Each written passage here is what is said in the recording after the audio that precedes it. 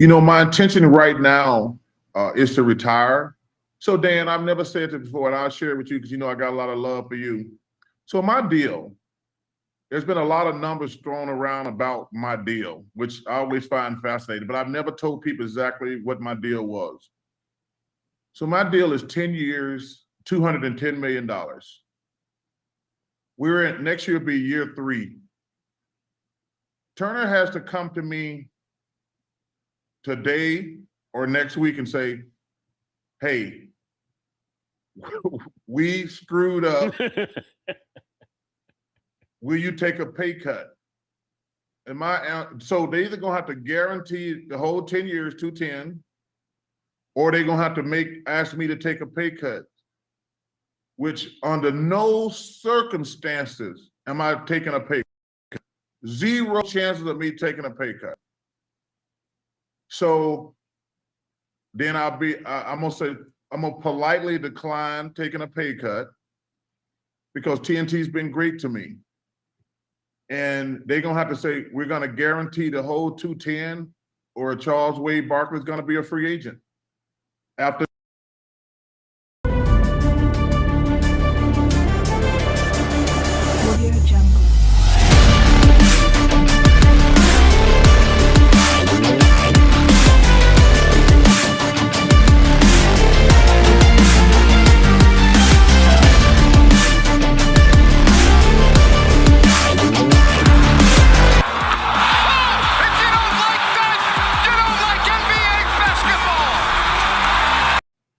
Definitely not muted on a Friday, Bane. By the way, Dave Beechin, what's up, y'all? It's the King's Court Friday edition. How we doing? It's a Royal Rumble Friday. If you don't know what that means usually at the end of the show, people just start piling on. They start coming in. They come from nowhere. One time we had 9 squares open at one time. 9 is the record. Can we beat 9? We'll see. And yes, the voice is clearing up a little bit. Thank you for asking. How the hell's everybody doing? What a mess. What an absolute mess. That was Charles Barkley at the beginning talking about his contract with Turner. And how about the money on that contract? By the way, I think we will have a wrestling segment today. Adam, are you all geared up and ready for a wrestling segment? Question of the day, worst wrestling gimmick of all time. Since usually Adam comes in, gives us the update in the WWE and such. Adam, you got to start doing some AEW, by the way. But Charles Barkley, $210 million over 10 years? It's not bad money if you can get it. How about that? But the more important thing is Turner, Warner Brothers Discovery, whatever you want to call them. They have filed a lawsuit in New York State Court against the NBA. And I love getting into a little bit of the legal minutia because I get it. It intrigues me. It's something that I've done for a long time before this. And what the argument is actually really interesting. The NBA and Turner are both hanging on the same language in the contract, but they are interpreting it in different ways.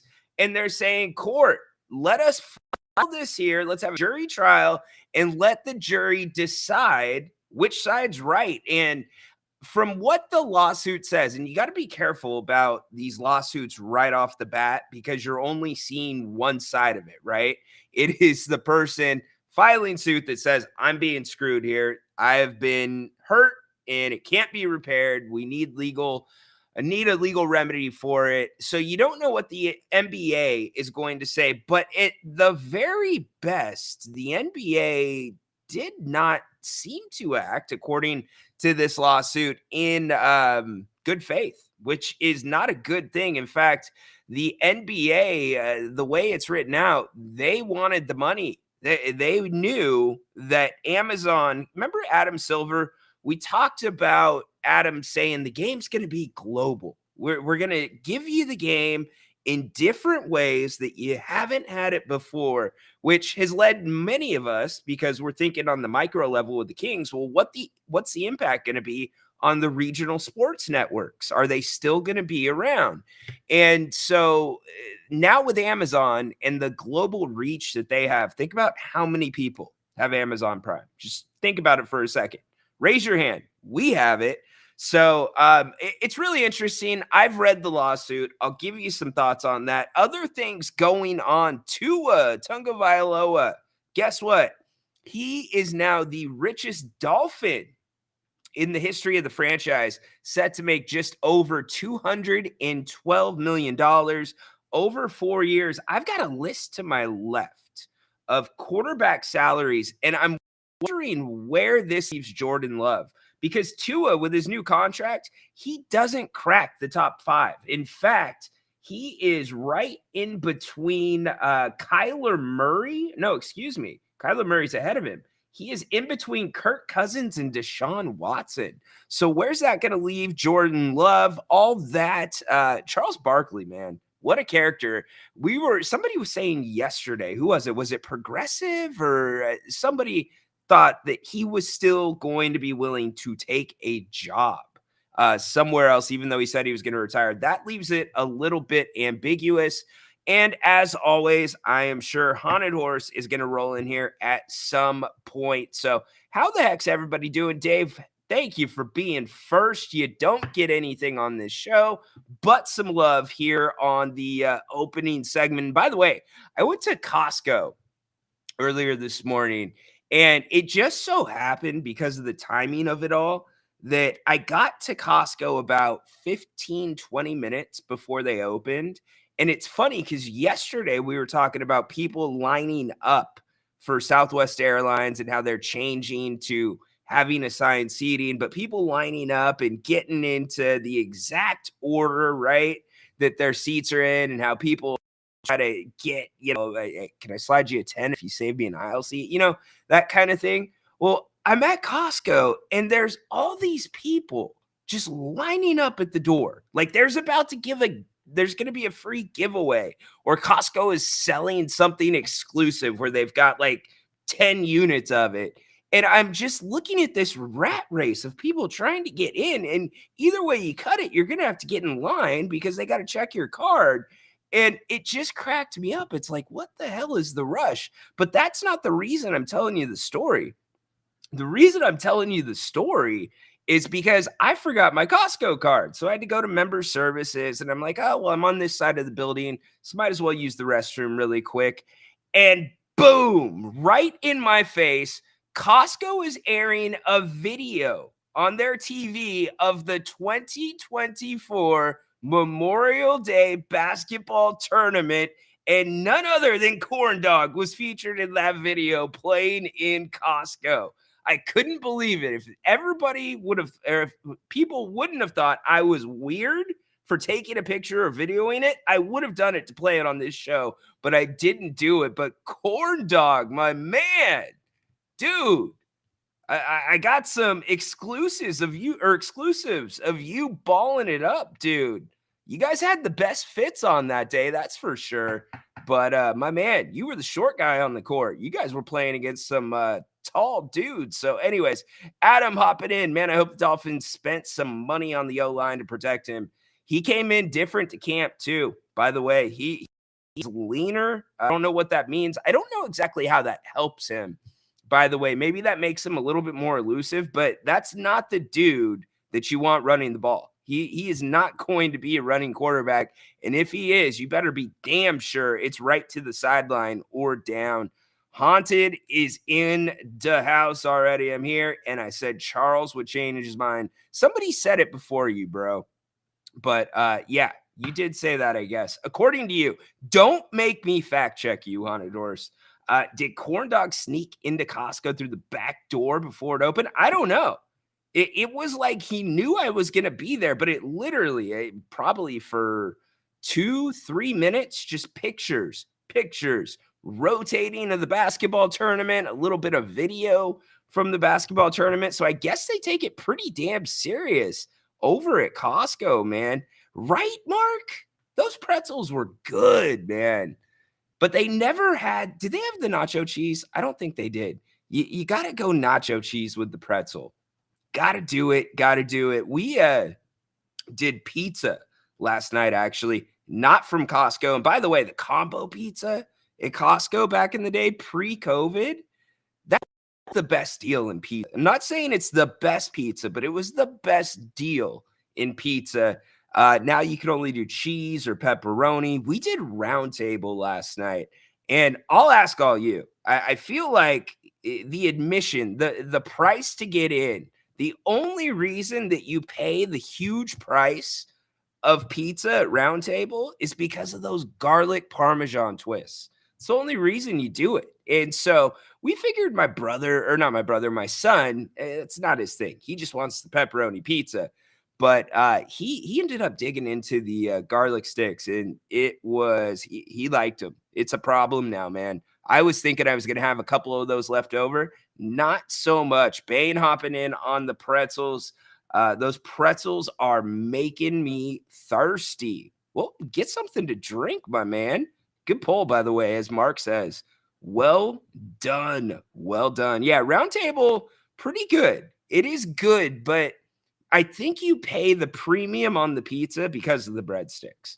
You just can't go to round table and not get the breadsticks. And then also, round table probably has the best ranch. I don't know what it is. If you buy Hidden Valley Ranch, it's never the same as certain ranches from certain pizza places like Round Table. I would go like, in fact, Nugget makes a damn good ranch as well.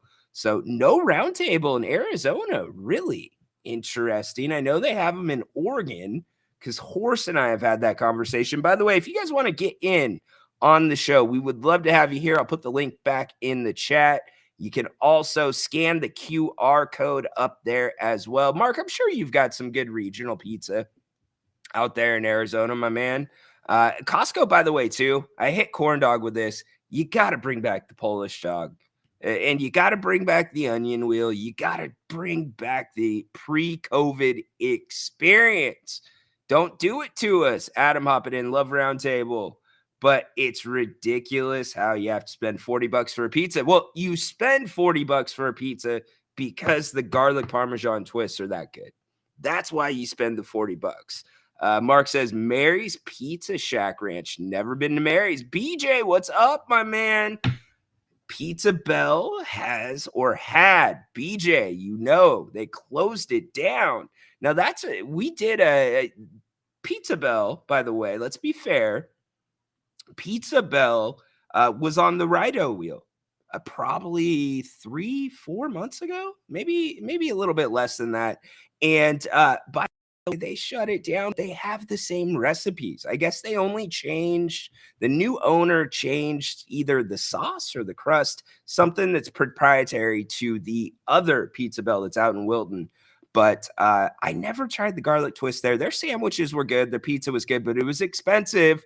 It was damn expensive. Cody likes the Round Table pizza sauce. So I know somebody that used to work at Round Table. In fact, I do know somebody that works at Round Table now. Not really. I guess you could say maybe I worked with him for a little bit, but not at Round Table. Anyways, long story. But I guess they grill the crust there. Grilling the crust, is that the secret? I don't know. Anybody here have a pizza oven at your house? That's like hashtag goals. I want a pizza oven at my place. Some people around here have a few. By the way, the Olympics opening ceremonies getting rained on in Paris. I'm not sure if they were still ongoing. I was watching them a little bit earlier. Very Olympic-ish, very progressive, very techie, if you want to say that. They have the teams or the countries riding on boats coming in. I don't want to give you any spoilers if you're going to be watching it later tonight.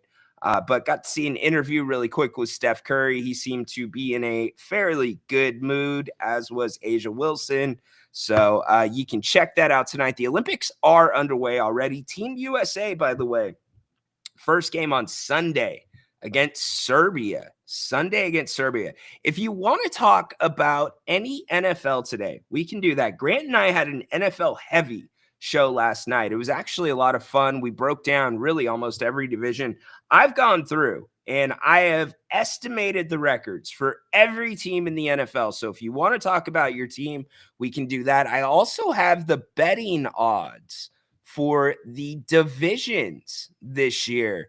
And then we have futures as well in terms of the conferences, the Super Bowl. So if you want to talk about a division, a team, we can go through the odds there. We've got a ton of content today.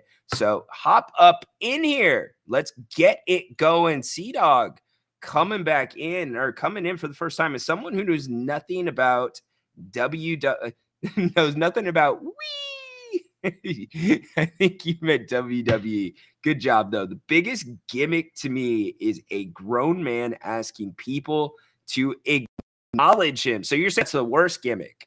Okay. I can see how that's a little dry, Sea-Dog, and a little long-winded. I mean, that's been his gimmick for what now? 3-4 years? But I guess because of the family ties, maybe people do it though. Have you seen how much crossover happens into wait for it? I am not going to misspeak. How much crossover there is from wrestling to weddings? Yes, wrestling to weddings. What? Wrestling to weddings. What? Wrestling to wedding ceremonies, Steve. Yes. So when the groomsmen, the bride and groom, they get introduced, they do wrestling things. I have seen so many online. I have been at one in person where the groom walks in with the freaking, excuse me, I don't want to get in trouble. My friend that works at WWE sees this. The title, not the belt. Don't call it the belt. It's the title, where the groom walks in with the title and does basically the Roman Reigns entrance that you're talking about. And he has people around them and he raises the belt up and everybody acknowledges him. I like it. Good job by you. In on the question of the day. First one, yeah, LLL. Yes, Bell Brothers. So BJ, they sold the Elk Grove one to an independent owner. I believe the Bell Brothers, I know Mark and Kenny, I believe they still own Wilton. Not 100% sure though.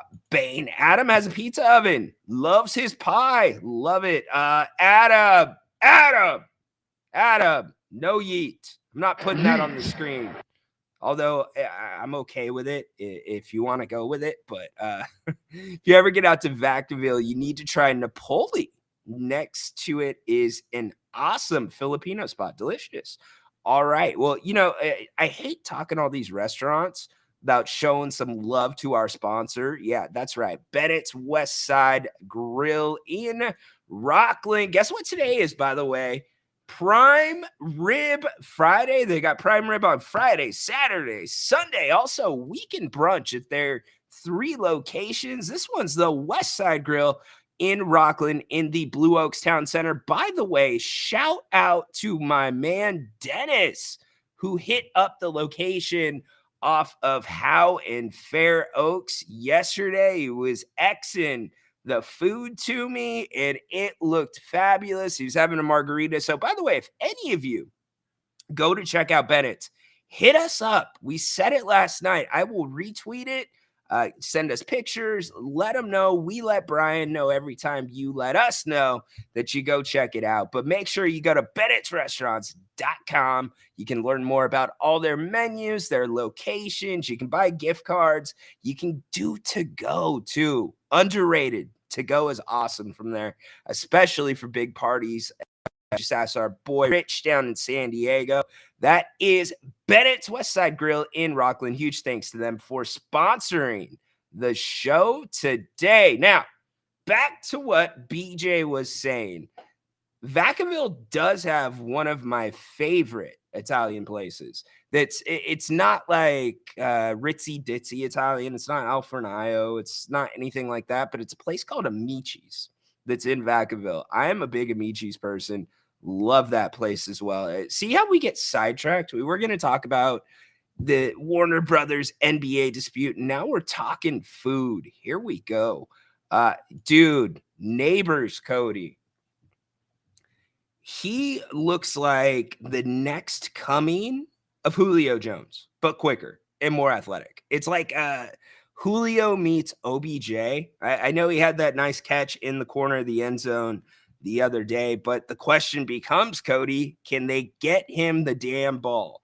That is going to be the question. And by the way, usually about 4 teams every season end up not making the playoffs. And those were playoff teams from the year before. Let me clarify that.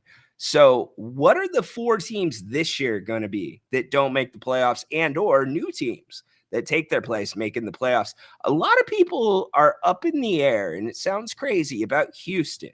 I really think Houston's going to be in it for a while. CJ Stroud, he, to me, is the real deal, and he did it without a ton around him. Now he gets some more help. You got Stephon Diggs down there.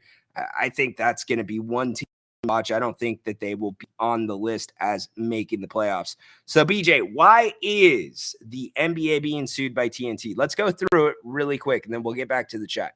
So, I've read through the lawsuit. I've got it right over here for you. We can scroll through it. I'm not going to make you read through all 29 pages of it. But in a nutshell, the agreement was, and this is the agreement that was made in 2014 for the broadcast rights for TNT, Turner. They refer to it as TBS. Basically, what TBS is saying, and I'm just going to say TBS for sake of argument here.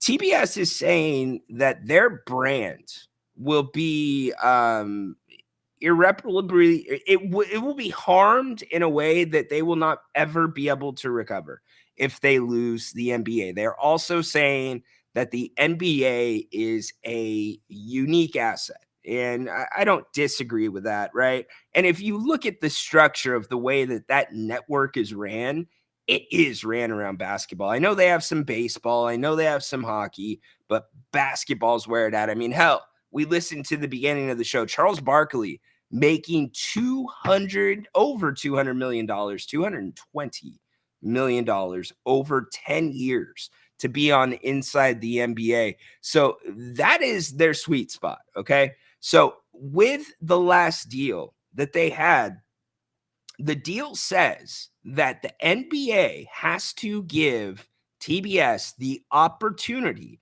to match any offer, any third-party offer on the next media rights deal, whatever you want to call it, okay? So TBS is alleging that the NBA gave them very late notice of the deal with Amazon. In fact, TBS is basically alleging the deal was done with Amazon basically before TBS had the opportunity to match. Now, TBS did match and the NBA declined to do it.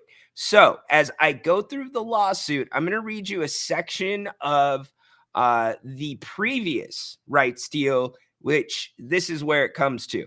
Each incumbent shall have the right, subject to the terms of this paragraph, applied law terms, blah, blah, blah, blah, blah. I'm not going to bore you with those. Implied to match a third-party offer that provides for the exercise of rights to distribute NBA regular season and or playoff games, parentheses, game rights, via any form of combined audio and video distribution. In the event that an incumbent matches a third-party offer that provides for the exercise of game rights via any specific form of combined audio and video distribution, such as incumbent shall have the right and obligation to exercise such game rights only via the specified form of combined audio and video distribution. Specified, parentheses, if the specified form of combined audio and video distribution is internet distribution, a matching incumbent may not exercise such game rights via television distribution through a distributor reasonably acceptable to the NBA. Okay, what does that mean? This is what it means. TNT, the NBA is saying that TNT does not have the ability to distribute the games the same way that Amazon will be distributing the games. That is why the NBA allegedly did not give notice to TBS TNT that they were entering into the contract with Amazon, because per the terms of the agreement in the NBA's eyes, it is not video and audio distribution. It is internet distribution. TBS distributes the games currently via video and audio, cable television. So the NBA is saying, we went with Amazon because they do it a different way than you do it, which also means that you don't have the right to match because you don't have a similar ability that they have, which is Prime. Well, do they? They also, TNT owns a part of Max. Does anybody belong to Max? So HBO Max, it used to be HBO Max. Now it's just Max. So TNT TBS is saying, hold up, wait a minute. We have that ability too. So we should have been noticed on this. This should have never happened. We should have been able to match, and we can distribute it on Max if we want to.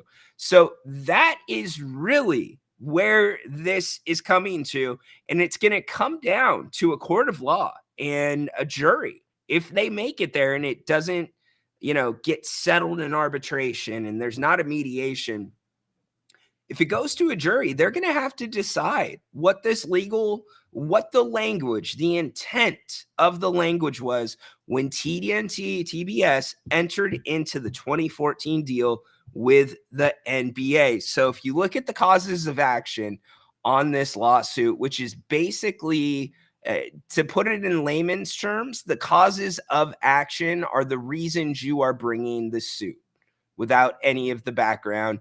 And they point back to different things within the lawsuit. So first cause of action, plaintiffs repeat and reallege in paragraphs 1 through 86 of this complaint, as fully stated through TBS and NBA have a contractual relationship. TBS properly exercised its rights to match. So TBS is saying we matched, which means we get the rights.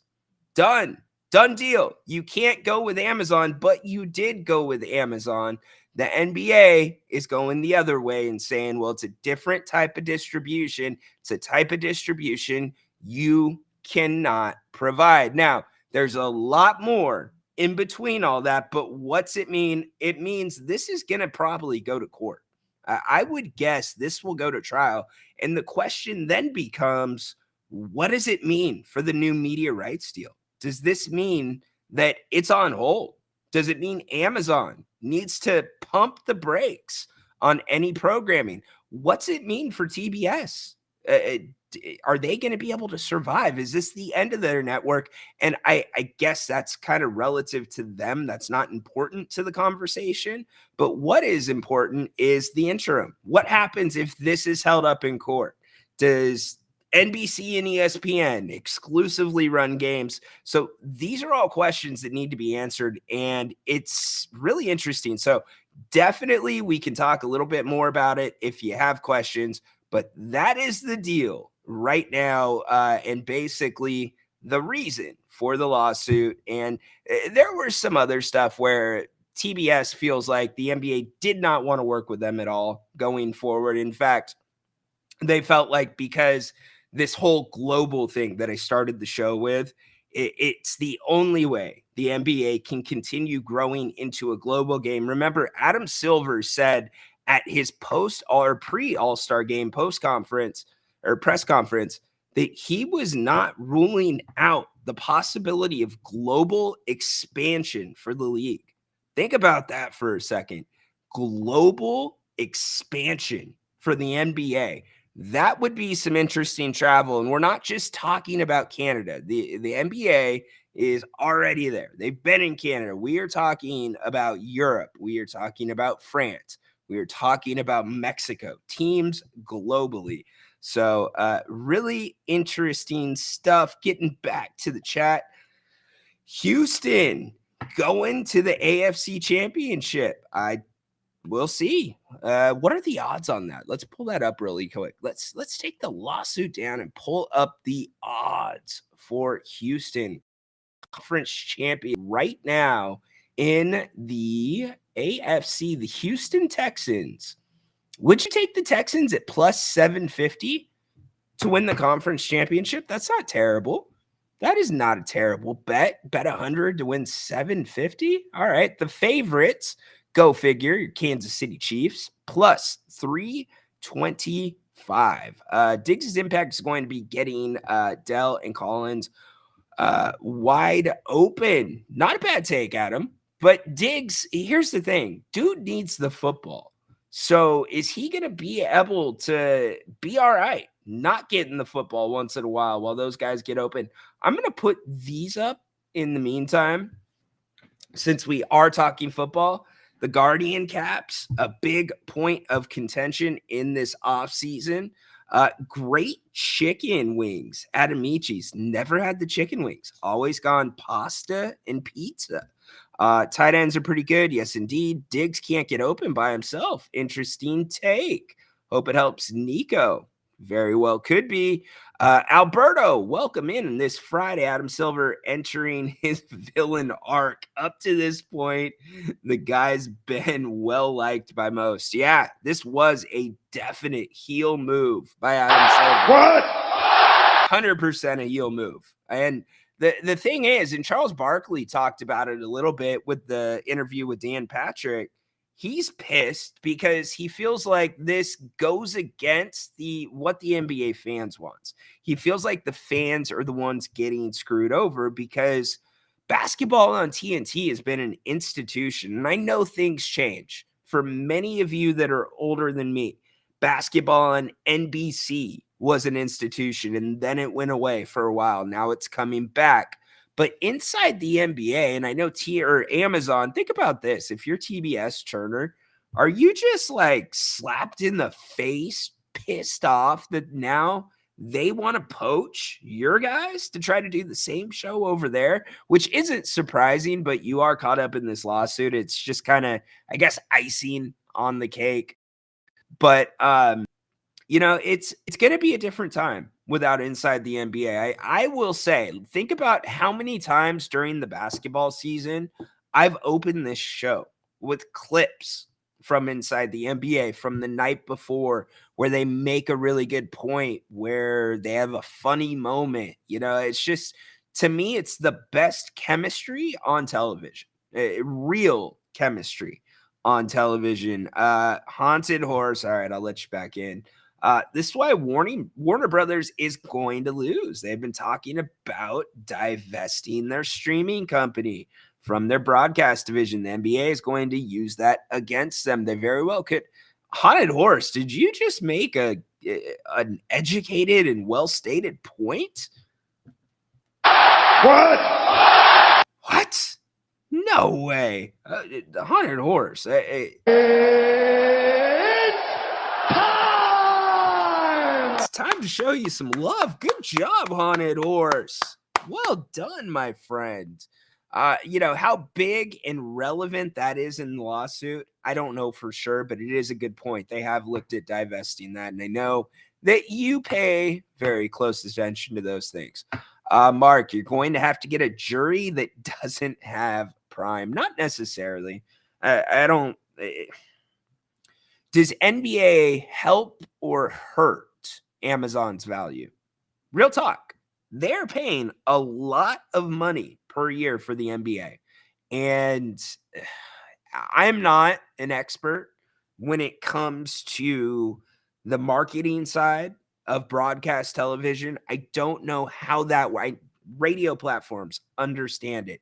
Streaming this way, understand it. But when it comes to streaming on that level where you're an Amazon Prime, and by the way, Amazon Prime, don't act like you are super well equipped to be hosting such a nice guest to the NBA, because your streaming platform is not there. Prime Video, to me, is still a little clunky. Now, they put a lot into their Thursday night football games. I believe Peacock had the playoff game. But it's not exactly Netflix, right? It's not on par with some of the other comparable streaming brands. Hulu, for instance, I would even probably put, and this is going to sound crazy, I'd probably put Peacock ahead of Amazon Prime. Now, Amazon Prime has more options for you, but the live streaming to me is a little bit different. But if you're an Amazon member, how much is this going to affect your Prime cost? And how's that going to change? I don't know. It's a good question, but Mark, you bring up a point. To find a jury that doesn't have Amazon Prime, will that disqualify them from being a part of the trial? Jury selection to me is one of the more fascinating parts of law that I absolutely love. My guess is there are a lot more Prime members than Max subscribers. I would agree. However, if Prime Video did not come with Amazon Prime, like the shipping part of it, I don't think you would have a ton of subscribers to Prime Video. I don't, if it was a separate thing. BJ sounds like Silver doesn't want to be with TNT. This is the way that I take it, BJ. He sees cable television going extinct. I think we all see cable television going extinct. So if you want to reach the maximum or the most amount of viewers out there, probably digital is the way you're going to go. Look at what YouTube did, Tube TV, Sunday Ticket. And I know that's relatively new, but not a lot of people these days rely on cable. I mean, if you're out and about, is it going to be easier to pull up a game on Amazon Prime than it will be to pull it up on your cable via your phone? Probably. And I know you can do it both ways, but good point. NBA did. Well, it depends on how you interpret the language. Will the Guardian caps give players a false sense of extra security and just cause them to play more reckless? No, I don't think so, Bane. Players are getting more and more cognizant of injuries. They're getting more careful with their bodies. They're taking much better care of their bodies on their own dime. You see that all the time. You've seen it on the receivers documentary, whatever you want to call it, on Netflix. LeBron James, he's been at the front end taking care of his body. I know that's NBA, but 43% of players, this is up from last season, self-reported concussions. That's way up from like 2007, where it's, hey, you just don't say anything, you keep playing. And there's multiple players that have said basically the same quote, that I can replace my knee, but I can't replace my brain. So you're seeing players retire early. I think that they're going to keep doing what they can to remain safe out there. And so now I don't think they'll play more reckless. But on the flip side of that, I don't know how you keep to football as some of you remember it from 20, 30, 40 years ago. Hell, as I remember it from back in the 2000s, I just as recently as 2 nights ago pulled up on YouTube a clip of the worst or the hardest crackback blocks. And it's just like, holy crap. Like, you would be suspended for 2-3 weeks with these legal hits, by the way, all legal hits, but you'd be suspended now. And so they keep neutering the game to a degree, which I understand you have to if you want to keep growing the game, because parents aren't going to let their kids play the game if you don't try to make it safer. But if you're a defender, I mean, that is, talk about a moving goalpost. Being a defender in the NFL is probably one of the hardest things in sports, because the rules are just so subjective. They change all the time. Since it is Friday, this dude usually hits us up. It is Haunted Zehorse. What's up, man? So I'll come in later for the Royal Rumble thingy, but I just wanted to come in because I want to get in on the conversation with the NBA and the Amazon and the Warner Brothers. because I've got a lot of stuff and it's just too much to type out.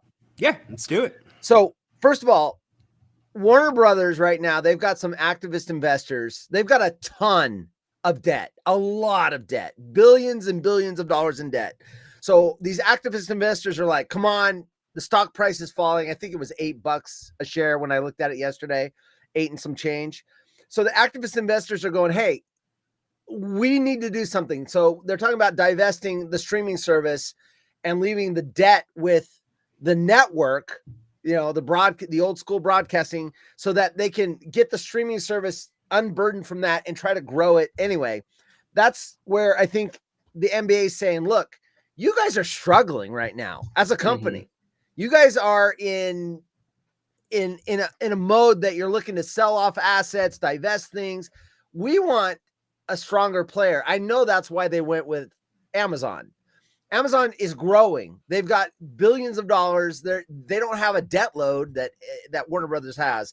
And I think, and they're even, these activist investors are like, hey, if you don't start divesting some of these things, we're going to vote in a new CEO to the company. And so they're threatening the current CEO. So he's in defense and they're struggling. They're in trouble. When they merged with Max and took on all that debt and everything. So that's why Silver's going. He's going with the stronger, healthier company with the global range, like you said. So I wanted to talk about that real quick. And then, sorry, I'm redoing lighting. I wasn't gonna go live, and I'm like, I gotta get in there. No, you're fine. Let me respond to that really quick, though. Sure. Because I'm gonna take the legal side of it. Sure. You're right, and well put by you. And thank you for adding that to the conversation. But you can't supersede a contract because you like that person more, because now their option's more attractive than yours. Sure. If but the what you were link, saying, it was a like offer. If they divest the streaming, they don't. Amazon has the streaming platform. If they're talking about divesting it, now no longer can they broadcast on the internet. So now the deals are different. I think that's what I'm saying is the NBA's like, if you can't stream to the internet, but they haven't divested yet. Not That's yet. the thing. Not yet. That's the thing. So Not if yet. they haven't divested, then they still have a streaming option. And I guess Sure. that's where it comes down to the contract attorneys. That's not me. Sure. To figure that out. But you put it well said. It's the NBA. It's the more attractive option. But you know, they kind of backdoored their partner for Sure they lack did. of a better term. Sure they did. Yeah. And then the other thing I want to point out, you made a point about, does the NBA make Amazon more attractive, or is that the wording you used? It was more whatever. More valuable. More valuable. Okay, so let me go back, because I'm old, obviously 55, and I might be older.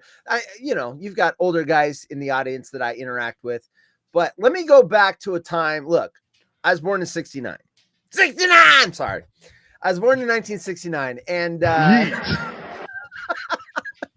was born in 1969. Grew up in the 70s, right? Yeah. And guess what? When I turned on the channel, you had ABC, NBC, CBS.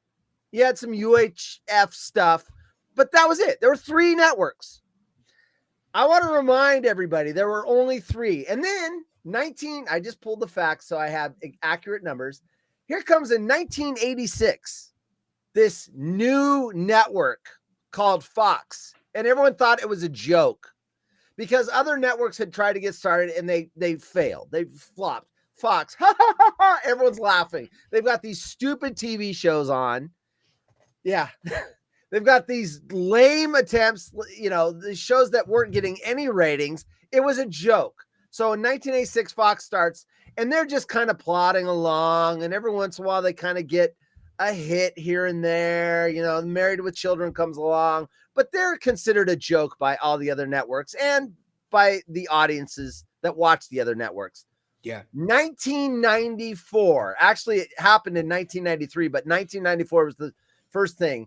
Fox puts in a bid for $1.6 billion for NFL, and they win because they outbid everybody. So they basically took it. I believe it was CBS. They stole it from CBS and got the NFL. All of a sudden, Fox went from a joke to a network, and then you had 4 major networks that now we all know as Fox, ABC, NBC, and CBS. So when they made that move, they went from joke to legitimate network. And that's why Amazon is buying NFL games for Thursday nights, NBA games. I believe it's Monday nights, because you go from that cute little streaming thing to, whoa, if we don't have Prime, we're going to miss NFL. We're going to miss NBA. We need Prime. Well, and you're also, I mean, the entire deal is worth $76 billion. And that's not just Amazon, that's everybody, ESPN, NBC.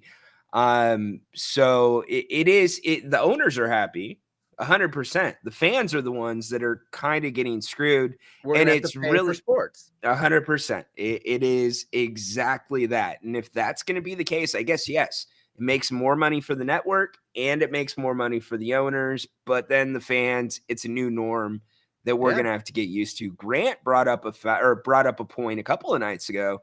He's like, I don't think I'll see it during my lifetime, but maybe you will, that we'll have to pay for the Super Bowl at some point. I'm surprised it hasn't happened yet. I thought that would have been on pay-per-view 20 years ago, 15 years ago, when they started putting all the good boxing prize fights on pay-per-view. I mean, I watched Hagler, Leonard. I mean, those were all pay-per-view. So we'd go over to someone's house, they would pay for the game, and we would watch it. Where I grew up, those were free. Those were on, Muhammad Ali. I saw that for free. It was on ABC or Wide World of Sports or whatever it was, So that went to a paywall, boxing and everything else. I'm surprised the Super Bowl isn't, but it will be. And what's funny, not funny, is that stuff goes behind a paywall and they still run commercials. It's like, yeah. Why are we watching commercials when we're paying for it? That's what they did with cable. They started putting NBA on cable, right? If you don't have cable and pay for cable, you don't see the NBA. And I don't pay for cable, so I can't see, I'm sure I could pirate it and everything else, but I don't see those games because I cut cable 17 years ago. Yeah, it's interesting though, because especially with football as the case study, because it, to me, is America's most popular game, hands down. But we're talking about the rule changes and the Guardian cap. So let's bring these guys up really quick while we continue having the conversation. But we talk about the Guardian caps and how much football continues to change, Horse, to where it's for somebody that watched it in the 70s, watched it in the 80s, like now watching football is a much different experience. Both the personalities of the players come out a little bit more, but the hard hits, the toughness, it's trying to be kind of pulled away to a degree. And I wonder how sustainable the sport of football can be if you continue with the eroding away from what made football. And if you eventually get to the point where it's still that popular and you're all but wearing flags while you're playing it. I think when CTE came out as a known science, they started looking at people that were deceased that played in sports where there was lots of contact to the head, boxing, NFL, and they saw the brain damage. And what was that, 10, 12 years ago? Junior Seau. Well, yeah, Dr. They Christopher knew about it before Nowitzi. Seau, but yeah. When that study came out, Will Smith even made a movie where he was the doctor talking about it. Yeah. I thought that was the death of football. I thought you could not play football without that. They've done everything they can. They fine players. They suspend players now if they go multiple times with hits to the head. And you're right. In the 70s and 80s, headhunting was legal. You try, if you could Jack pop Tatum. that guy with your helmet into that and get them to drop the ball. Yes. That was a playmaker right there. Yep. Yeah. I mean, Ronnie Lott. I mean, I grew up with those heavy hits to the head. So they've done a really good job. We're gonna have to see how the science plays out. Is CTA still happening? Have they lowered it? Whatever. But look, Steve Young retired because his doctor said you can't have another concussion, and he walked away at the top of his game. And I as a 49er fan, I'm like, no, oh, I didn't understand it yet. I didn't understand that you could literally take years or decades off your life. You could degrade the quality of your life by having multiple head injuries. I just wanted my quarterback, who was still in his prime, to keep playing. Now I totally understand that he made the right decision. I mean, the dude's smart anyway. He's Well, yeah, really- and you're seeing now. I mentioned Aaron Donald not Yeah. too long ago. Yeah. Calvin Johnson. You've seen all these guys that Andrew Luck comes to mind that have retired early. And I get those guys have made a lot of money compared Yeah. to some of the other guys that retire early, but they're putting their bodies first. But like these Guardian caps, I'm not gonna. Let us know in the chat. Like seriously, does watching somebody play football in that take away from your viewing experience? I think it's really going to bother some people. I think, like everything, it'll be hard to watch early on. But I also thought when they were like, okay, you can't hit above the shoulders and you can't go below the knees or you can't go at the knees. I'm like, oh my gosh, it's becoming flag football. And it hasn't degraded the experience for me. I hate to see a flag when you don't want a flag, especially in a key part of the game. But everyone has adapted to it. I still love football. It's the best sport by a mile for me. It's the sport where I'll give up an entire Sunday to watch, where I'm not doing that with the NBA or MLB. And I think the reason I like football so much is there's fewer games, so they're more important. Mm-hmm. You lose a couple of games. I mean, that could affect you making the playoffs, where you can go on baseball, you can go on a 10-game losing streak and still win your division, make a wild card. You can lose 15 games in a row and still, and NBA the same way. You can lose 3 in a row, 5 in a row, 6 in a row. But if your star player comes back from the injury and then you get on a winning streak, you can still make the playoffs and still do damage in the playoffs. So football, every game matters. And I know they've talked about college with the expanded playoff, that now the regular season is going to still matter. People still watch the NFL. Why is Alexa, why are you blinking your light, spying on me? We're talking about Amazon and TNT, and Alexa's over here. Liz, I can't get in front of the camera. Alexa's spying on us, dude. Just saying. Is that like one of your ex-wives, Alexa? No, it's the look. It's a Dodonis. Sorry, no, we don't need. Look, Amazon is spying on us right there. Wow. I didn't say that name. Maybe it's doing an update. It heard Amazon. I think it's spying. On us. BJ, they should go back to leather helmets. Yeah, that would be kind of funny.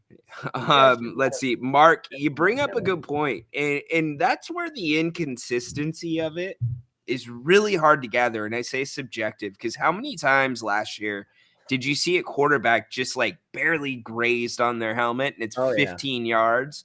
And then you saw quarterbacks driven into the ground and it's nothing. And unfortunately now with the amount of gambling that goes on Sundays, like those things matter a lot more than people realize. Fantasy football has definitely made football better, and gambling. I live in Oregon. We legally gamble here now.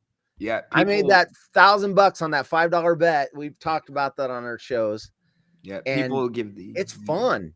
Yeah, it's fun when you need your quarterback to get 3 more completions to make your parlay. Yeah, but then one more touchdown. Yeah, but then it's not fun like in the fantasy sense when you have somebody like if I had a 49er on my team and they're playing the Seahawks, that's not a fun experience for me. Weird, and everybody goes through it. Root for your team and root for that one player on the 49ers to get 2 touchdowns, 120 yards, but hope your team wins. I still don't have a problem with it. I feel like I'm cheating. I don't like it. I don't have a problem with it. And by the way, we are bringing back this year for anybody that wasn't around last year. We are bringing back our Pick'em League this year. It's absolutely free to enter. We're going to run it through Yahoo again.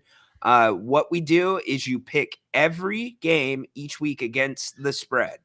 And Grant and I will be doing our picks as well. And then we usually do a giveaway for the winner. I think Peter, correct me if I'm wrong, Peter, you won last season. So he got $100 gift card.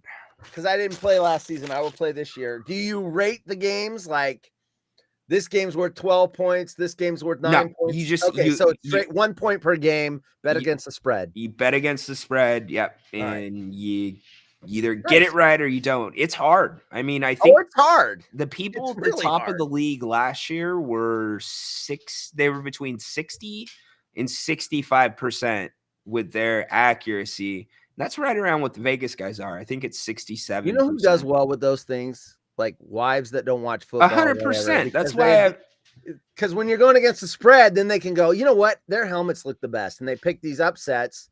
Dude. And I'm sitting there with all my stats and everything. I'm getting my ass kicked. I quit doing March Madness pools for that exact reason. Right. It was a given every single year that the secretary would win because she picked teams based off of colors or mascots. So now it's just me and my brother. We do a bracket each. That's a wrap. All right, I'm gonna get out of here so you can get someone else on.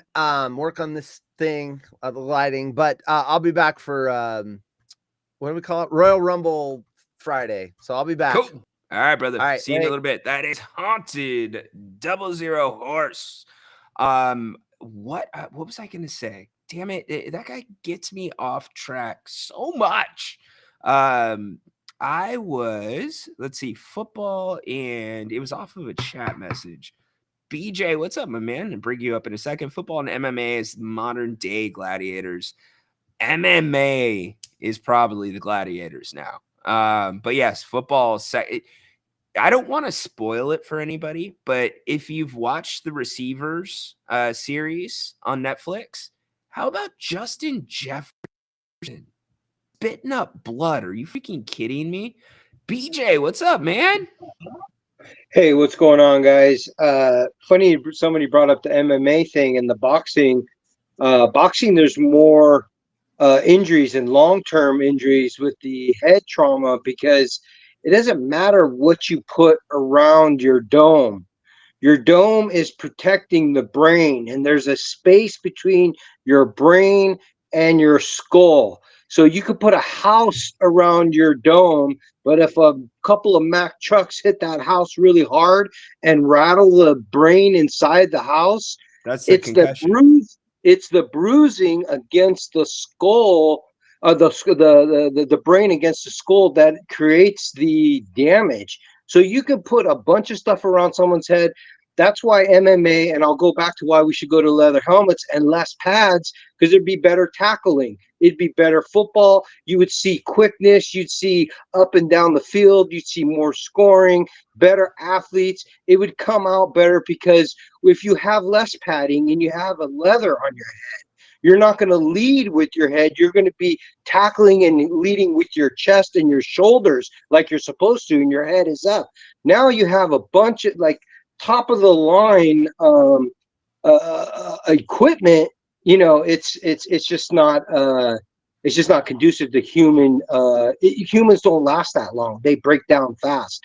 And so with MMA, you get hit once with fist on skin, you get knocked out. You got 3 rounds. That's it.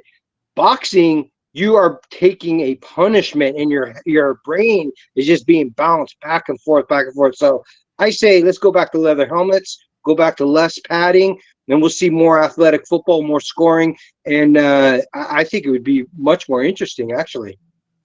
You actually bring up a really good point, BJ, because think about rugby. It's played all over the world, and they're wearing very minimal padding. In fact, rarely any besides their shins, I think.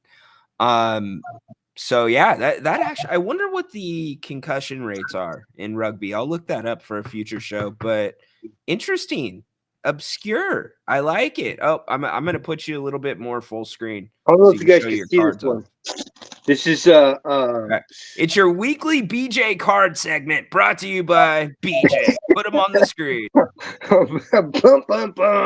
This is the Garbage Pail Kids Salvador Dali. Can you see it, everybody? I don't know. Kind of a reflection thing, but look at that's what happens when you get hit in the head too much. You look like that. Your brain looks like mush. I don't know if anyone could see it. Maybe it's better back here. It's hard to tell. I can't tell through through this, but I did pick up that one. I picked up this De'Aaron Fox card. It's kind of cool. Panini. My glare is pretty bad. I don't know if you guys can see it. Maybe I'll take it out.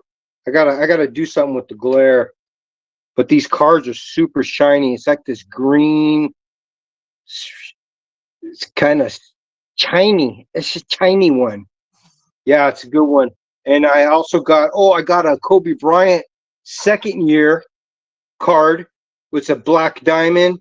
I don't know. I might have showed you guys this one already. The black diamond. Kobe. For all you Laker haters, I am one of them, but man, Mamba mentality, beautiful thing. He can really succeed in life with the Mamba mentality. Dude, Mambo is one of a kind. Yep. I appreciate you, man. Love you. Dude, appreciate you too, brother. You got any plans this weekend?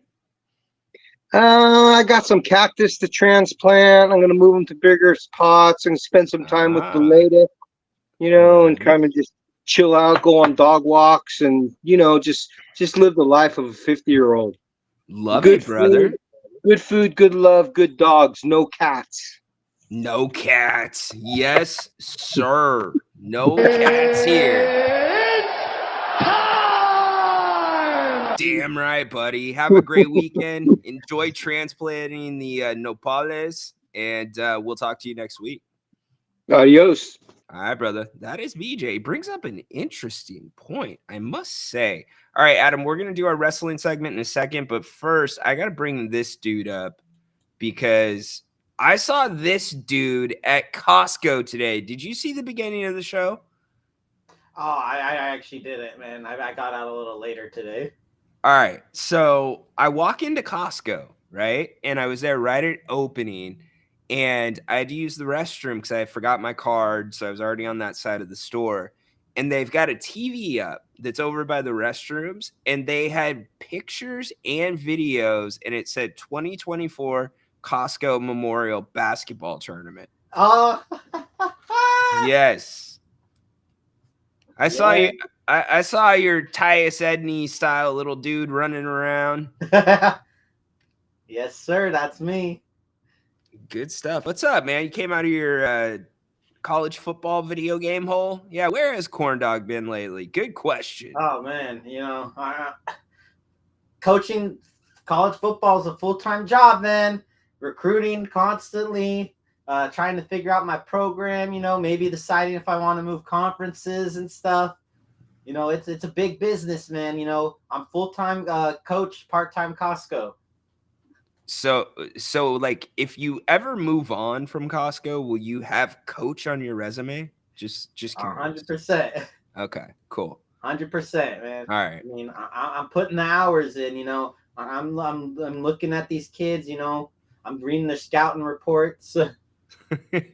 Alberto. So Corn Dog works in the warehouse, but if Corn Dog did have to work in the store, is that actually a pretty good job? Oh, I wish, dude. Membership is amazing.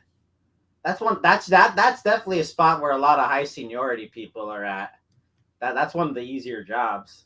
Got it. So like checking the receipts. Are you really looking at the amount of things in the cart? Because half the time the cart's covered up. I mean, no. So they just look for a few key items. Okay. There's no the line would be way too long, and then people would just give up on Costco. It's always just a few key items that they can see, and it's like it looks like his cart's got about this dollar amount, and then cool. All right. 80 sports takes. Anything you want to touch on?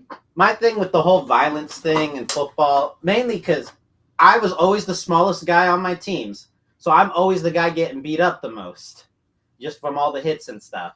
How many years did you play football? I played on and off, but I started Pop Warner. Okay. I played on and off. So that's really some years I would do soccer.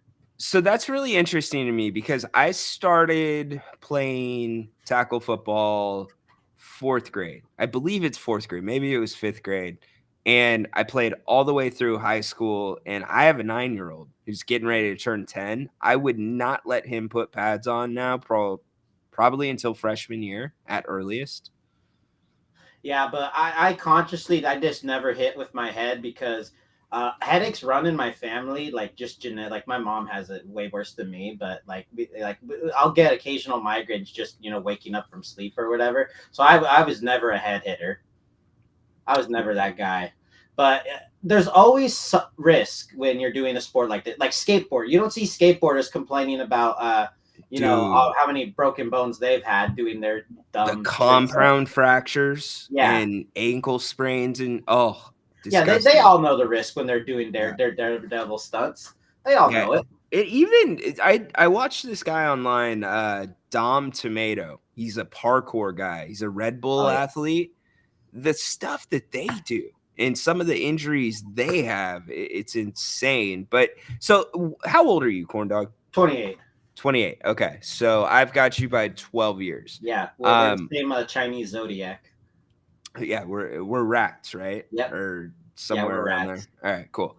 So the reason I bring that up is when we started playing Pop Warner football, and I'm sure anybody else, put it in the chat if you guys played Pop Warner, played high school, our first hour of practice, every single practice up until like the actual season started and we had games, it was an hour of hitting drills. Yep. And it was just like one person's a lame duck and the other one is coming in and hitting you. Like our coaches used to we had stickers they would put on our helmets that said snot bubbles or snot bubble if you basically took somebody's head off. So it's so different. Was it coached different for you when you started? Yeah, there were a lot of hitting drills. I always remember, the one where like the players are, surrounding and then one player has the ball and one has to tackle him. There's nowhere to like run outside.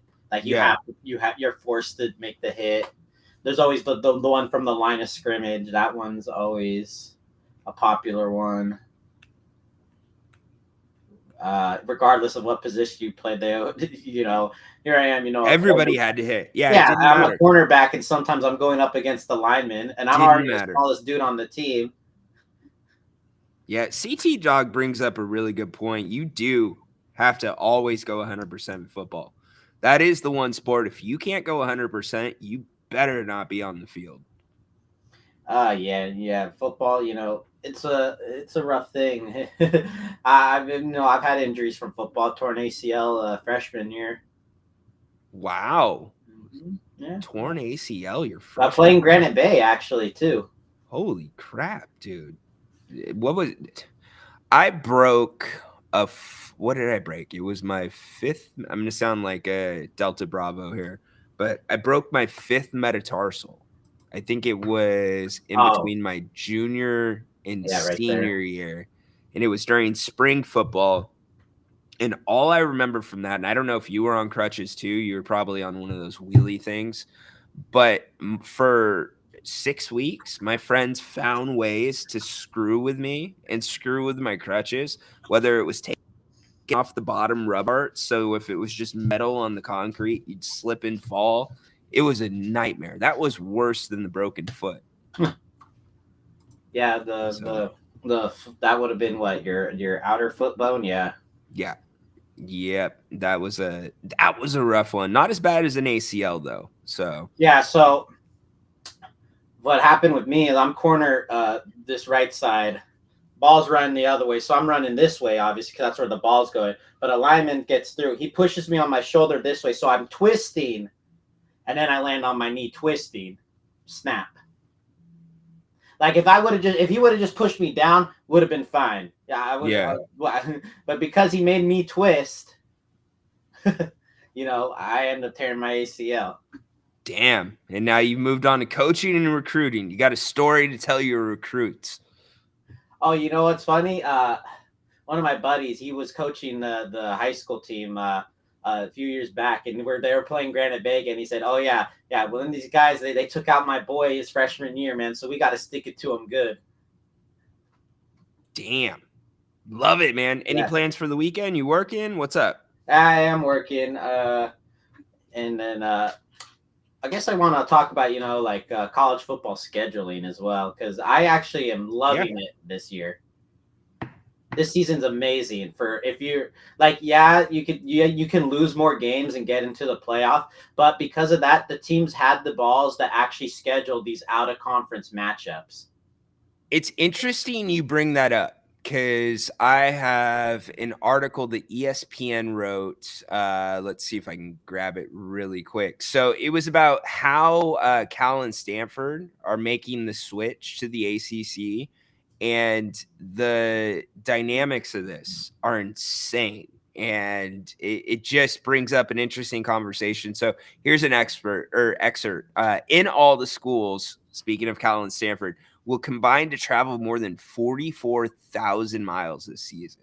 Oh, yeah. Given all the added travel, Doyle estimates Stanford's charter budget has doubled. It will be even higher in 2025 with an additional charter flight. The Cardinals have games at Hawaii, Miami, North Carolina, Virginia, and SMU.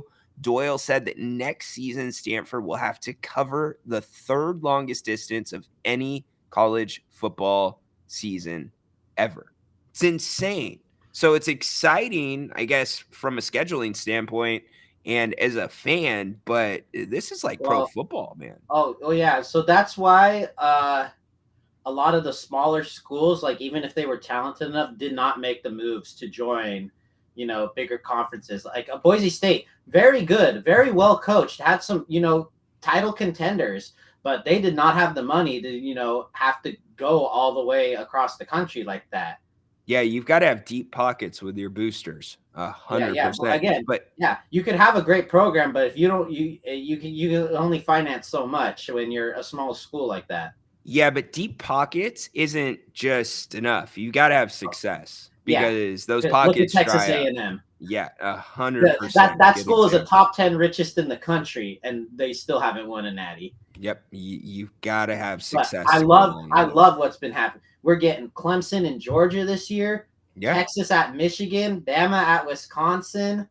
Like, we're getting a lot of these out of conference matchups that are going to be amazing for this sport. Yep, and the Florida State Notre Dame game out of conference. Yep, the AP top 25: Michigan number 1, Washington number 2, Texas 3, Georgia, Alabama, Oregon, Florida State, Missouri cracking the top 10 at 9, Ole Miss at 9, Ohio State at 10.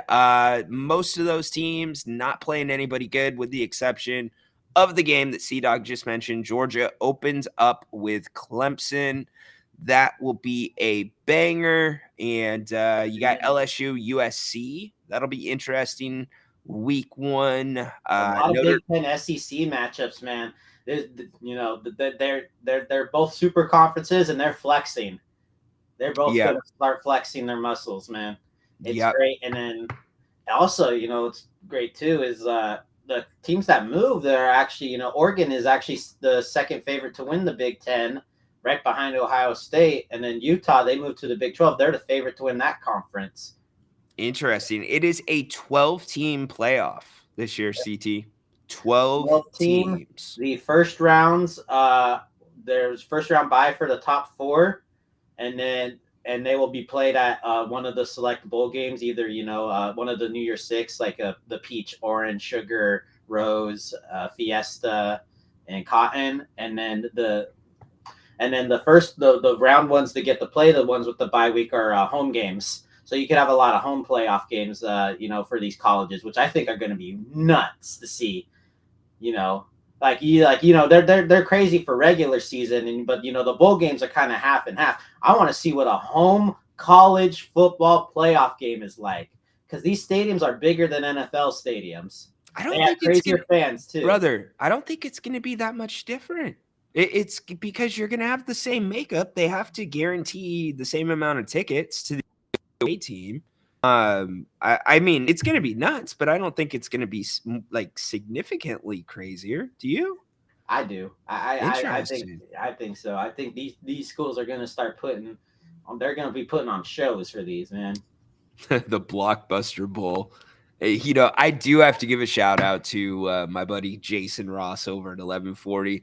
They do a really good segment where it's basically, is it a bowl game or not? And they throw in some fake ones, and it's so hard to tell what's a real bowl game or not. So Hey, good job, J. Ross. Pop-Tart Bowl was amazing this last year. There's You so see many that? different ones. No, I didn't. What was the Pop-Tart? What? You have to watch this. Everyone has to watch this clip on YouTube. Look up the Pop-Tart Bowl game winner. They had an actual Pop-Tart mascot, and they put him in a giant toaster, and he comes out the other end. What? Yeah. They literally put a Pop-Tart in a giant, like the mascot Pop-Tart in the giant toaster, and he comes out at the end. Interesting. You have to watch this.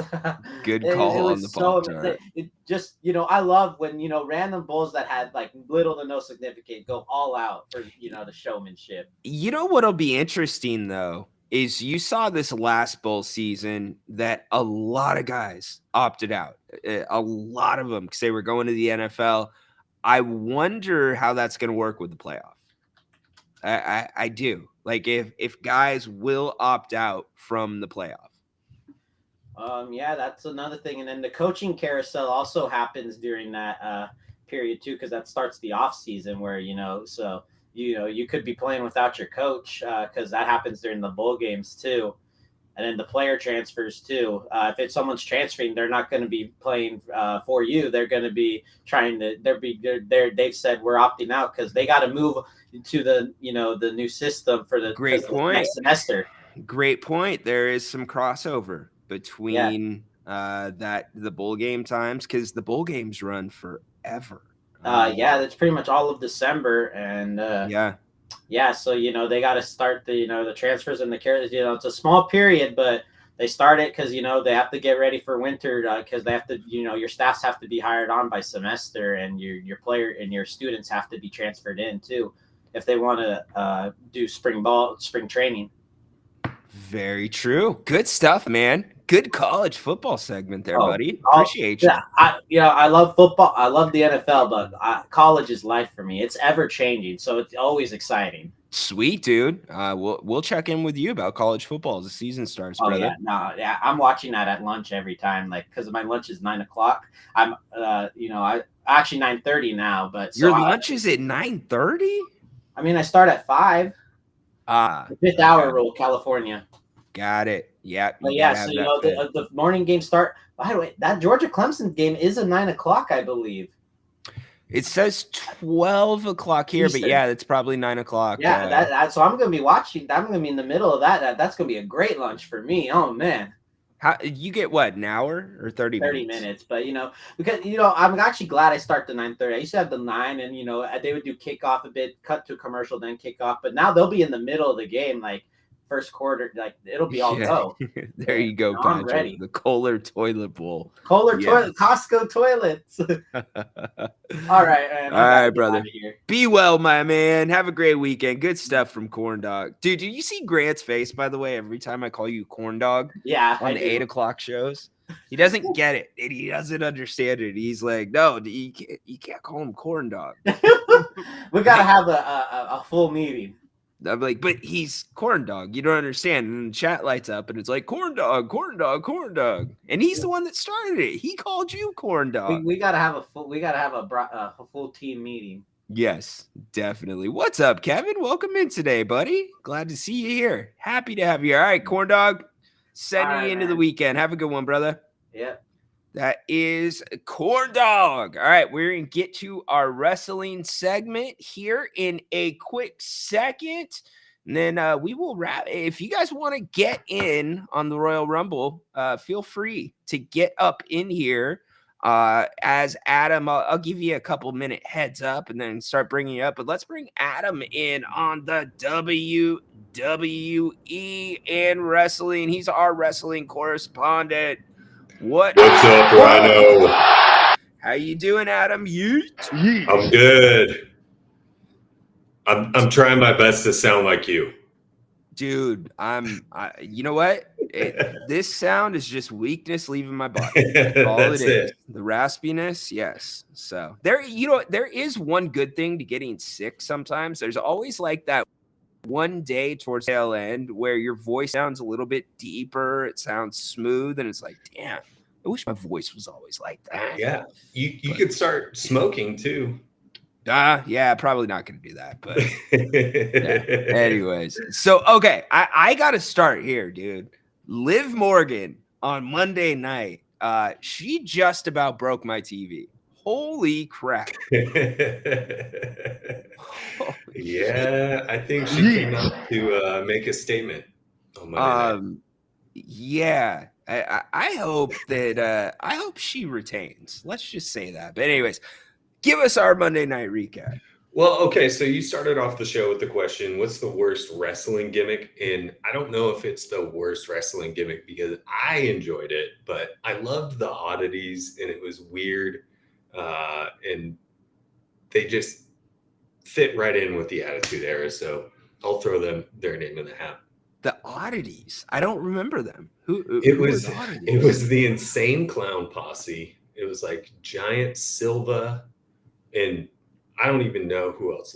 Luna was the chick, I think, that was in the group, but it was kind of a weird late 90s faction. There was, I think, 5 or 6 of them. And one guy was like a leather mask that carried Cartman around into the ring. He was like a weird mankind almost. I don't know. It was bizarre, but. So I'm going to double down on yours because I have not given one. And it sounds like this guy could have fit in that group. Do you remember the Kazarni character? Okay, so when you mentioned it, I was looking up like, okay, what are the worst gimmicks of all time? And I did see that one, but I don't remember it. So he was like promoted for, I don't know, 4 or 5 weeks of video promos, you know, like debuting soon. And then it just didn't work. And then probably like some of the funnier gimmicks that didn't work, like Isaac Yankem, DDS, that one was pretty good, which ended up being Kane.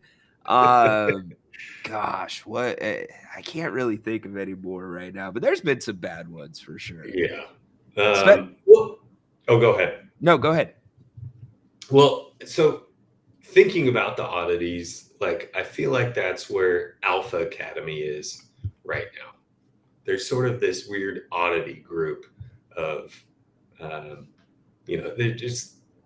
I hope that they add more to that group and then they split away from Chad Gable, and maybe they have some sort of like dual Alpha Academy factions or something like that. But so you know what's really funny about that is for the last 2 or 3 weeks on Raw, the crowd has been chanting "You suck" to Chad Gable's entrance, but WWE has done his entrance dark during the commercials, and when they come back, it's like as soon as they come back, they turn his music off, and it's almost like they don't want it to be heard on TV.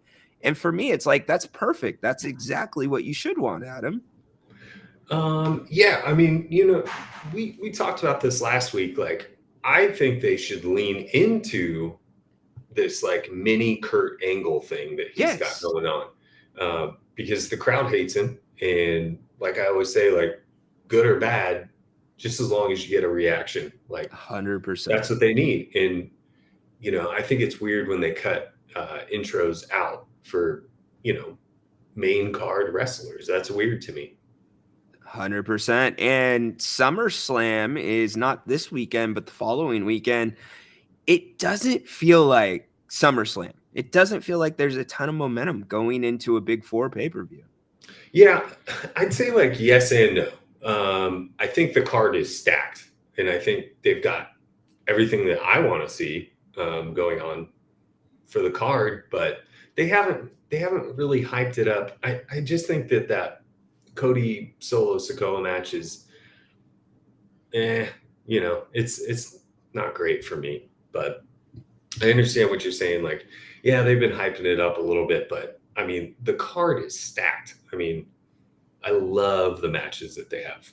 Is it really stacked though? I mean, we've Well, got okay, you got Drew versus Punk. You've got Logan Paul versus LA LA Knight. Knight. What do we got? Nia Jax and Bailey. I think Nia Jax is winning. 100%. Yeah. I think she's the biggest heel that they have in the women's division. I think there's a ton of talent in the women's division too. So I can see those belts in the women's division changing hands pretty frequently. Tiffy time, she's got the suitcase. Maybe she cashes in at SummerSlam. I think she's going to cash in sooner than later. I don't think she's going to go full Damian Priest 9 months with the suitcase with it. Gunther versus Damian Priest. That's a huge draw. I think you've sort of convinced me. And after Raw this week, I think Gunther is going to win. I think he's more of a heel than Damian Priest is. Mm-hmm. And I think that's just going to set up the better face to eventually beat Gunther for the title. But I don't think Damian Priest elicits much of a reaction from the crowd. And I think Gunther gets a little more reaction. So that's where I see the title changing hands there. Yeah, and there's always, I mean, it's always been said that it's better to have a babyface chasing a heel for the championship rather than the opposite. So they've got a ton of faces that they could line up against Gunther. But if you're expecting him to have another long run as, champion, I don't think it's going to be whatever that IC run was with the championship. And I think we're lining up. We've talked about it for a couple of weeks. Roman Reigns, it seems like this is the obvious spot he ends up returning. Yeah. And I think you're more set on that than I am. I don't know if he does return yet. I could see him sitting out for a little bit longer too. Interesting. You're dialed in. You're our wrestling correspondent. Hey, you might be more dialed in than I am. The Blue Blazer too, Mr. America Blue was the worst Blazer. we do. It was Hulk Hogan, Owen Hart, the Blue Blazer. The Blue Blazer put some respect on it. Yeah, it was corny, 100%. it was funny. 100%. Yeah, I don't consider that a bad gimmick whatsoever. No, I don't think it was. Derek, you got your yeet, brother. There you go. Yeet. With everybody saying LA Knight. Yeah. You got to take the championship off of Logan Paul for sure. In my opinion. Yeah. I mean, like I've said before, I think Logan Paul does a great job in the ring when he's having his matches, but he's not super present. And if you switch titles over to a guy like LA Knight, he's going to be there every single week with everybody saying, oh, you need to drop for LA Knight, I think. I will work on that. I will definitely get an LA Knight drop. By the way, for anybody, I didn't say this yet, Kessler Edwards has signed a 2-way deal with, I believe it's the Dallas Mavericks. Yes, the Mavericks. So letting everybody know that. I don't like that. I think we should have kept that guy. I like Kess. I've had some really good conversations with him. He's got a good head on his shoulders. I like his game. Yes, I don't disagree with you. Like to keep him as a 2-way guy. But again, the 2-way position is really for potential. And I guess that they feel like they've given an opportunity to tap that, and it hasn't been there. So you're going to go with somebody younger than him. Yeah, man, it just bums me out because his salary was team friendly, but every time, like, he didn't get called on every night. He's a good deep bench guy that you can call on, and that dude's going to be ready to play. Yep. And he's not going to put up numbers, but he's going to make an impact in the game. So I think that's a good move. Yep, 100%. I don't disagree with you. For those that watch AEW, they are going to be having their biggest pay-per-view coming up in about another month, almost a month to the day. It's on the 25th of August, all in from London, Wembley Stadium. Here's the thing.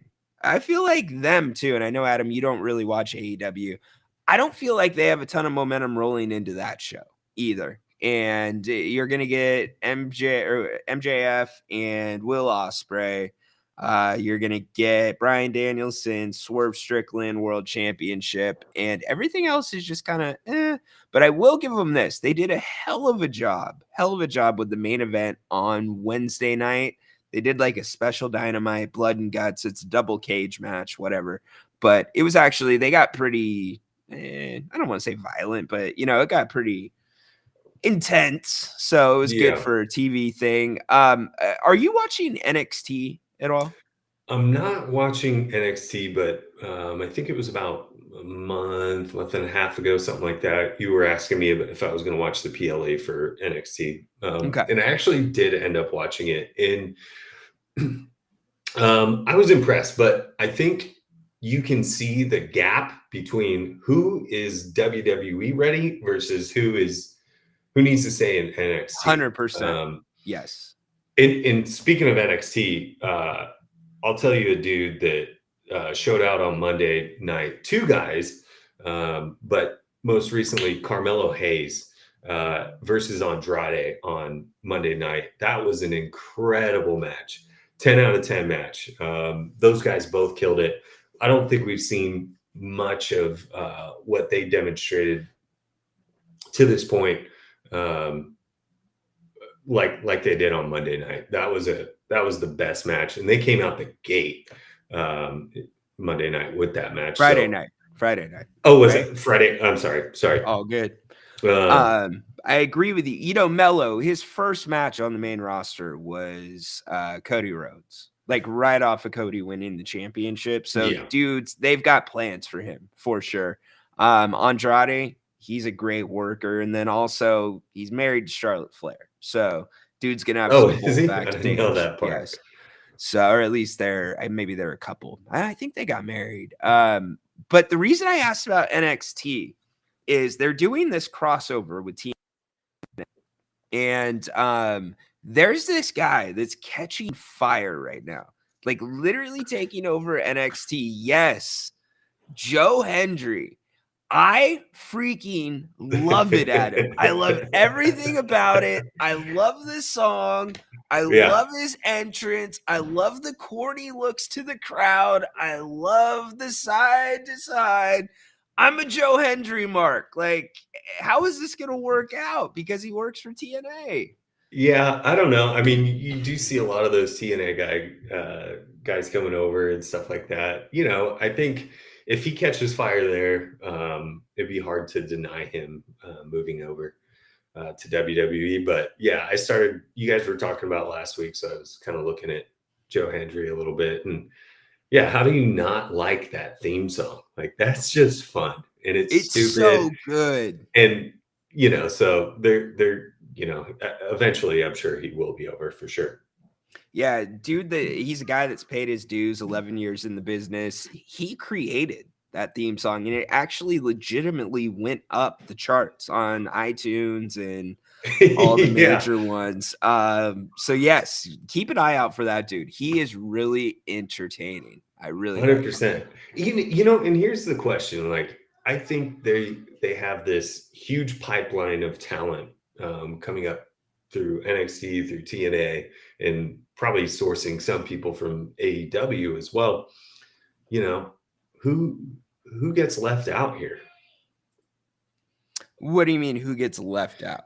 I mean, I think maybe the guy I have the biggest issue with right now is Braun Strowman. Okay. I got you. And yes, I understand that he's huge and he's the big SOB or whatever he's called. But the dude does not sell, and he is not very agile in the ring. He's just big, right? And so, I don't know. I look at guys like that and I'm like, ugh. Like, I could totally pass on watching a Braun Strowman match. Like, I'm good. I don't think you're going to see much of him because he just put over Priest clean not too long ago. All right, this is the moment. If you want to come up in the show in just a few minutes, bring yourself on camera. What's up, Haunted Horse? It's the Friday Royal Rumble. Yeah. What's up? Get in here. We've had 9 before. Yeah, we're The not gonna beat record is 9 today. 9. You have Come until on. 3:40 to get up in here. I have And then no we- faith that 9. We're gonna beat 9. Come on, prove me wrong. I don't think so. YouTube numbers are low right now, but we I'm wa- appreciate that's exactly what I'm watching. everyone here. I'm watching. We would need everybody watching right now to come into the Yes. show. So yeah, we'll just end it here. We'll do a 3-man Royal Rumble. Adam, great wrestling segment as Thank you, sir. always. Appreciate it. We'll kick it to Haunted Horse. A minute at a time, buddy. Wrap up anything you want to talk about. Tell the people where to Minute find of you. time. Well, I'll plug my show. I got a show at 5:00. Go to HollywoodRejects.com. Click on the live button. I'm on YouTube. There you go. Weekend Getaway. I know I'll see Adam in the chat. Yeah. We are grooming compete Adam. with- He's gonna have his own show soon. We are Yeah, you got a grooming good Adam. setup, dude. Adam, I like the camera angle. You're doing Yes. well, man. I Yes. like where Bro. your head's at. So Yes. good job there. Of course, the only thing is you compete with Friday Night SmackDown for me. I good do. point. At 5 to 6. Yeah, It's 7:00 my time though. good point. Wait, what? SmackDown starts at 5:00 Pacific? Well, if you get the I East don't know. Coast feed, yeah. Oh, well, I mean that seems weird to me that anyone would start something at 5 Pacific when Well, West it's Coast is 7 just o'clock getting off my work. time. okay. So it's not live for everybody. It's taped. What? Well, it's live for the Barely. East Coast. It's Yes. taped for West Coast. Technically, yeah. There's an hour. Technically. in Well, I mean, between. Saturday Night Live is not live for us either. Yeah. They get it live over there, and we get Yeah. taped. Okay, that makes For sense. sure. All right. But I still don't- love. Go I ahead. don't hate the idea of watching a little Haunted Horse, let the commercials run, and then I can fast forward through.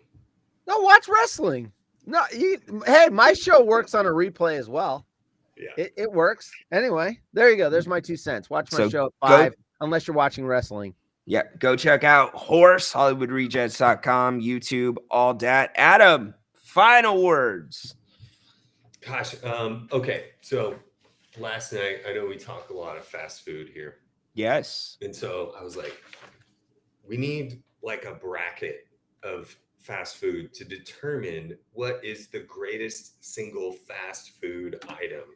And so I started creating lists of my favorite fast food items. And, maybe next Friday or something, we'll make a bracket and we could spread it out over a couple weeks.